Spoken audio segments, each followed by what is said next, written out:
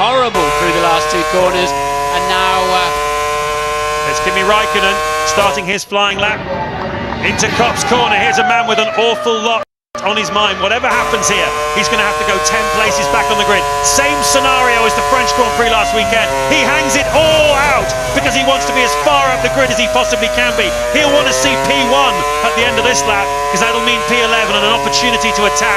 He knows his teammate Montoya is going to be at the front of the grid tomorrow. It is all to play for tactically, and Raikkonen is sticking it on the line here. He's almost 0.4 of a second faster than Jenson Button. Remember though, he'll go 10 places back from wherever he gets. well wide in Stowe corner, just about got away with it, but he would have given a little bit away there, but so fast down to the first sector. But surely he's not going to go light. He's got to carry some fuel to get him a good distance into this Grand Prix.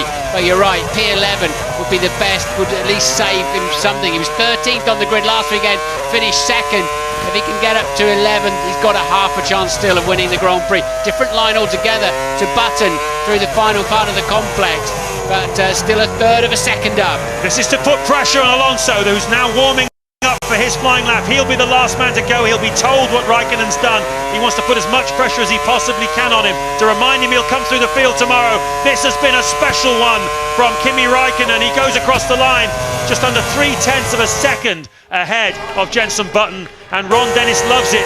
Now last weekend, Martin, remember in France, he was right up the front of the grid, and it turned out he went 9 laps longer in the race than the guys he was racing against. So quick was he in qualifying. It really was an amazing effort. I wonder if he's done the same here again today, and carrying that extra fuel. We'll find out in the Grand Prix tomorrow. Here's a man with who's going to try and snatch the pole then from Jenson Button. Well, Raikkonen's a 10 out of 10 driver for this year, no doubt about it, and so is this man, Fernando Alonso. He's been supreme.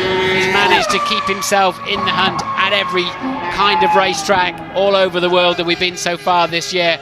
Always with carrying a bundle of understeer, the front sliding around, but somehow he manages to keep good apex speed at the same time. Don't know how, but it works for him. Well, he's a 10th down on Raikkonen after one sector. Very quickly, Michael Schumacher, we missed him out. Marks out of 10. People at home will want to know what you think. 9 for Michael. I think he's put in some stellar performances from time to time, but Alonso now, can he beat Button? I tell you what, that's going to be close, James. It certainly is. Jenson Button a 1:20.207, and Alonso is 0.3 faster than him after the first sector, so he certainly was on target after sector 1. He's coming towards the end of sector 2, rips underneath bridge. A blur to all the people standing underneath, and he's a 100th up on Raikkonen.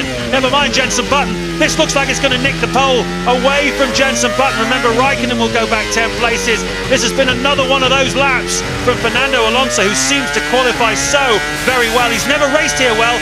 10th is his best result. This is to set himself up for tomorrow for victory at Silverstone. He goes across the line 2/100ths of a second faster than Kimi Raikkonen, and that is a net pole. He takes it away from Jenson Button. Kimi Raikkonen will go down to 12th on the grid, so it was a double whammy as far as Kimi Raikkonen's concerned.